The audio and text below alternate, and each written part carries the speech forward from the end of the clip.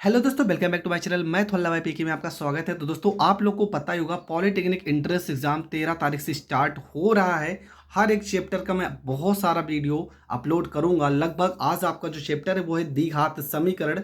Top 25 question मैंने जो previous year में पूछे गए हैं, मैंने सारे क्वेश्चन को यहाँ पर लिख लिया है। आपका वीडियो जो होगा वो थोड़ा सा बड़ा तो ज़रूर होगा, लेकिन हर एक क्वेश्चन को हम बहुत ही आसानी से समझेंगे। द्विघात समीकरण का लगभग 2 या 3 पार्ट तो होगा ही, क्योंकि 25 प्रश्न अगर एक ही वीडियो में बताएंगे तो वीडियो बहुत ज़्यादा लंबा हो जाएगा। आपका चैप्टर 1 है द्विघात समीकरण।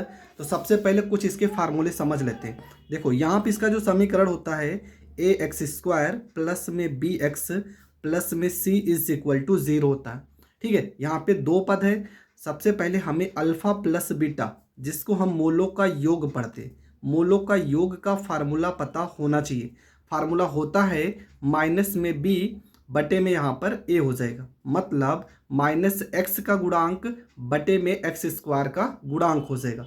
अल्फा इंटू बीटा का अगर हम फार्मूला पढ़ेंगे तो होता है अचर पद। तो अचर पद क्या है? सी। तो यहाँ पे सी हो जाएगा, बटे में एक्स स्क्वायर का गुणांक ए है तो यहाँ पर ए हो जाएगा। कहीं कहीं पर formula alpha square plus beta square का प्रयोग होगा, तो ये फार्मूला होता है अल्फा प्लस बीटा का होल स्क्वायर माइनस में 2 अल्फा बीटा। ये फार्मूला का प्रयोग करेंगे। एक formula alpha cube plus beta cube का आएगा, तो यहाँ पर हम लिखेंगे अल्फा प्लस बीटा ब्रैकेट में अल्फा प्लस बीटा का whole square minus 3 alpha beta. इस फार्मूले का हम प्रयोग करेंगे। प्रेजेंट टाइम में आपको इतने फार्मूले तो आने चाहिए, और भी जो फार्मूला बीच में आएगा उसको मैं बता दूंगा। तो ज़्यादा टाइम ना बर्बाद करते हुए बढ़ते हैं अपने प्रश्न की ओर। तो आपका जो पहला प्रश्न है, देखो क्या लिखा है। लिखा है समीकरण x square minus 3x minus 28 बराबर 0 के मूलों का योगफल क्या होगा। सबसे पहला मूलों का योगफल पूछा है, तो मान लेते हैं पहला मूल अल्फा प्लस में दूसरा मूल आपका हो जाएगा बीटा। अल्फा प्लस बीटा का फार्मूला होता है माइनस में एक्स का गुणांक और बटे में होता है एक्स स्क्वायर का गुणांक। ठीक है, माइनस एक्स का गुणांक बटे में एक्स स्क्वायर का गुणांक। तो यहाँ पे हो जाएगा अल्फा प्लस बीटा। एक्स का गुणांक देखो यहाँ पे लिखा है ना यक्स, यक्स का गुणांक क्या लिखा है? माइनस में 3, और यहाँ पहले से माइनस है, यहाँ भी माइनस यहाँ भी माइनस, तो हो जाएगा प्लस में 3। एक्स स्क्वायर का गुणांक देखो, एक्स स्क्वायर के पास कुछ भी नहीं है तब भी हम एक पढ़ते हैं, तो यहाँ पे बटे में हो जाएगा 1। लेकिन हम आंसर में क्या लिखेंगे? आंसर में लिखेंगे अल्फा प्लस बीटा बराबर में हो जाएगा 3, और ये आपका हो जाएगा करेक्ट आंसर। इसी सवाल में अगर पूछा होता मूलों का गुणनफल अगर पूछा होता, तब हम क्या करते?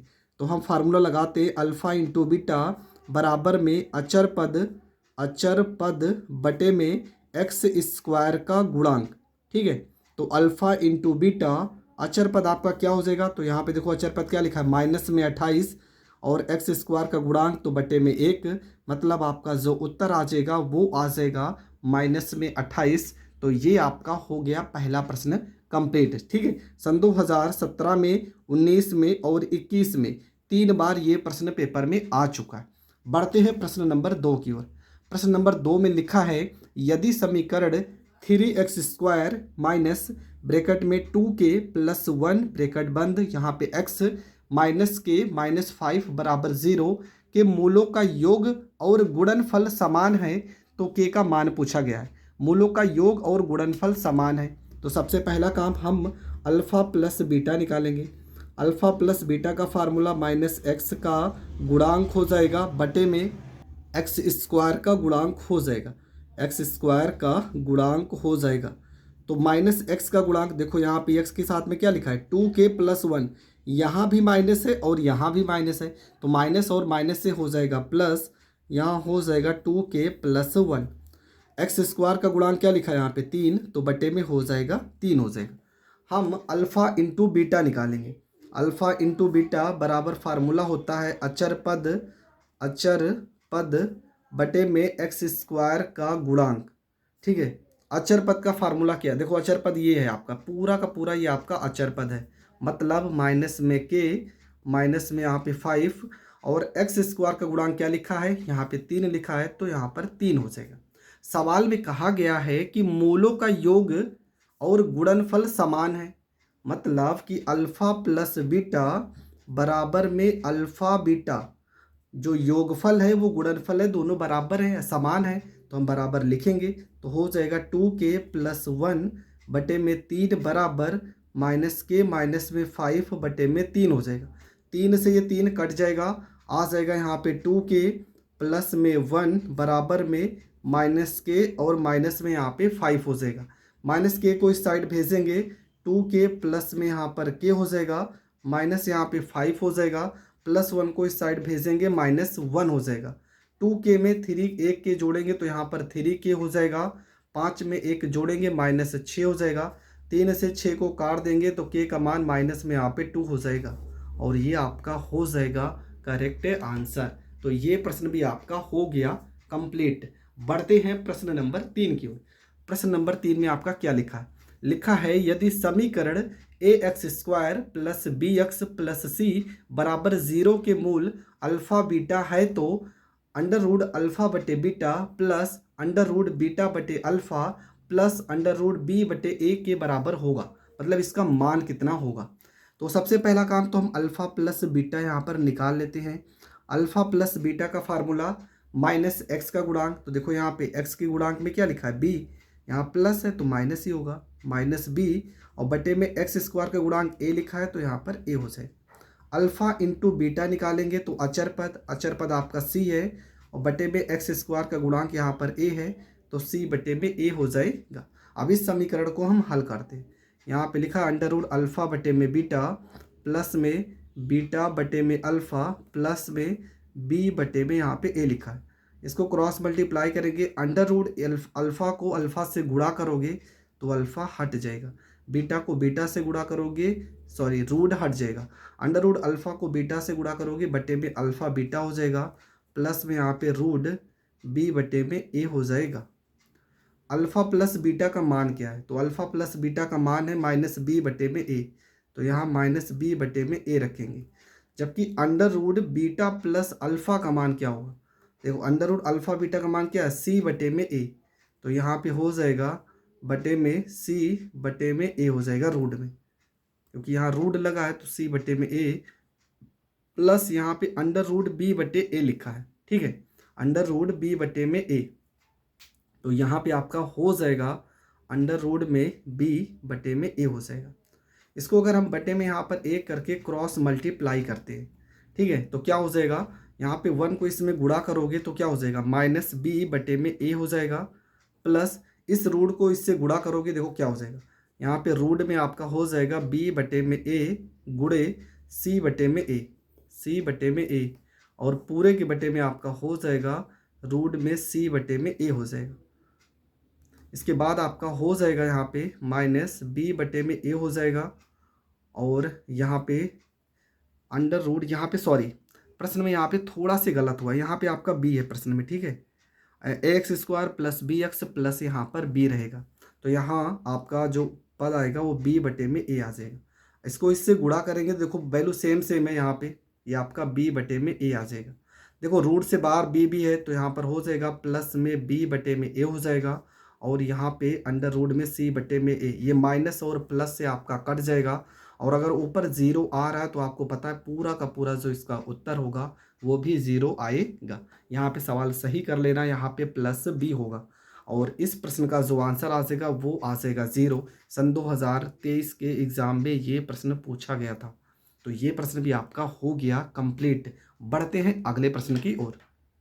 आपका जो अगला प्रश्न है, प्रश्न में लिखा है द्विघात समीकरण 3x² माइनस 4x बराबर 0 के मूलों का गुणनफल क्या होगा। तो यहाँ पर देखो समीकरण में क्या होता है, ax² होता है, प्लस में यहाँ पे bx होता है, प्लस में यहाँ पे c बराबर 0। मूलों का गुणनफल का फार्मूला होता है अल्फा इंटू बीटा बराबर में होता है आपका अचर पद बटे में x² का गुणांक, ये होता है फार्मूला। पर सवाल में अचर पद तो है ही नहीं, जब अचर पद नहीं है तो इस प्रश्न का आंसर क्या हो जाएगा, अचर पद अगर नहीं रहेगा तो यहाँ पर 0 लिखेंगे, और x² का गुणांक क्या है 3, तो यहाँ पर 3 लिखेंगे। 0 में किसी भी संख्या से गुणा या भाग करोगे 0 ही आएगा, मतलब अल्फा इंटू बीटा का जो मान आ जाएगा वो आपका आ जाएगा 0। तो ये प्रश्न भी आपका हो गया कंप्लीट।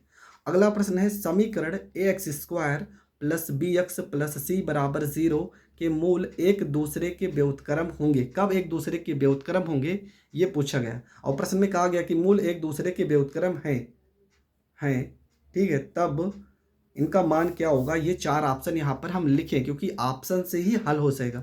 तो सबसे पहला काम हम अल्फ़ा बराबर मान लेते हैं अल्फ़ा, और बीटा बराबर हम मान लेते हैं 1/अल्फ़ा।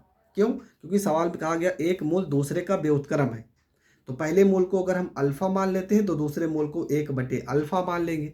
तो हम इनका मूलों का गुणनफल निकालते हैं, अल्फ़ा इंटू बीटा बराबर में अचर पद क्या लिखा है c, तो यहाँ पे c बटे में x² का गुणांक क्या लिखा है a, तो बटे में यहाँ पर a हो जाएगा। अल्फ़ा की जगह तो देखो अल्फ़ा की जगह अल्फ़ा लिखेंगे, बीटा की जगह 1/अल्फ़ा लिखेंगे, बराबर हो जाएगा c बटे में a। अल्फ़ा से अल्फ़ा कट जाएगा, a को इस साइड भेजेंगे, a बराबर आ जाएगा c, और ये आपका हो जाएगा करेक्ट आंसर। अब यहाँ पर आप सोच रहे होंगे अल्फ़ा प्लस बीटा क्यों नहीं निकाला गया। अल्फ़ा प्लस बीटा अगर आप निकालते हैं तो आंसर आएगा, पर इन चारों ऑप्शनों में नहीं मिल रहा है, इसलिए यहाँ पर हम अल्फ़ा इंटू बीटा का प्रयोग करेंगे। बढ़ते हैं अगले प्रश्न की ओर। इसका फार्मूला भी हमने बताया, प्रश्न में लिखा है यदि x² minus px plus Q बराबर 0 के मूल अल्फ़ा बीटा है तो अल्फ़ा² प्लस बीटा² का मान क्या होगा। तो सबसे पहली चीज़ हम अल्फ़ा प्लस बीटा यहाँ पर निकाल लेते हैं। अल्फ़ा प्लस बीटा का फार्मूला क्या होगा, माइनस में x का गुणांक और बटे में आपका हो जाएगा x² का गुणांक, ठीक है। तो माइनस में x का गुणांक यहाँ पे क्या है, देखो ये पहले से माइनस है, यहाँ भी माइनस है, तो ये हो जाएगा आपका p हो जाएगा। x² का गुणांक यहाँ पे कुछ नहीं है तो बटे में 1 पढ़ा जाता है। जबकि अल्फ़ा इंटू बीटा का अगर मान निकालेंगे तो अचर पद क्या लिखा है q, और बटे में x² का गुणांक यहाँ पर 1 हो जाएगा, मतलब इसका मान q आ जाएगा, इसका मान p आ जाएगा। पर सवाल में हमसे पूछा है अल्फ़ा² प्लस बीटा² का मान क्या होगा। तो इसका फार्मूला हमने शुरुआत में ही बताया था, फार्मूला होता है अल्फ़ा प्लस बीटा का होल स्क्वायर माइनस में 2 अल्फ़ा बीटा। तो अल्फ़ा प्लस बीटा का मान यहाँ पे p का स्क्वायर हो जाएगा, माइनस से 2 हो जाएगा, अल्फ़ा बीटा का मान यहाँ q है तो यहाँ q हो जाएगा, और ये आपका हो जाएगा करेक्ट आंसर। तो ये प्रश्न भी आपका हो गया कंप्लीट। बढ़ते हैं अगले प्रश्न की ओर। अगला प्रश्न में लिखा है यदि अल्फ़ा, ठीक है, यदि अल्फ़ा बीटा समीकरण 2x² माइनस 3x प्लस 1 बराबर 0 के मूल हैं तो अल्फ़ा³ प्लस बीटा³ का मान क्या होगा। तो सबसे पहली चीज़ हम अल्फ़ा प्लस बीटा यहाँ पे निकाल लेते हैं। फार्मूला हो जाएगा माइनस x का गुणांक यहाँ देखो पहले से माइनस है तो प्लस 3, और x² का गुणांक 2 तो यहाँ पे 2 हो जाएगा। अल्फ़ा इंटू बीटा अगर हम निकालते हैं तो अचर पद 1 हो जाएगा, और x² का गुणांक 2 है तो बटे में 2 हो जाएगा।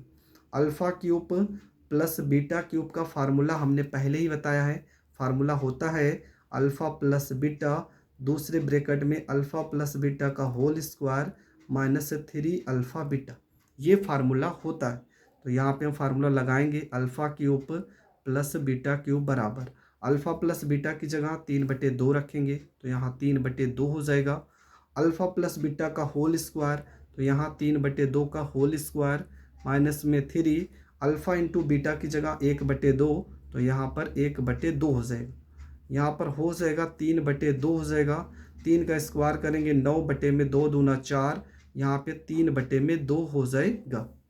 इसके बाद यहाँ इसको थोड़ा से हल कर लेते हैं, यहाँ 4 है तो इसको 4 करने के लिए ऊपर नीचे हम 2 से गुणा कर लेंगे तो हो जाएगा 3/2, ये हो जाएगा आपका 9/4 माइनस 3 दूना 6/2 दूना 4, ये आ जाएगा 3/2 आ जाएगा।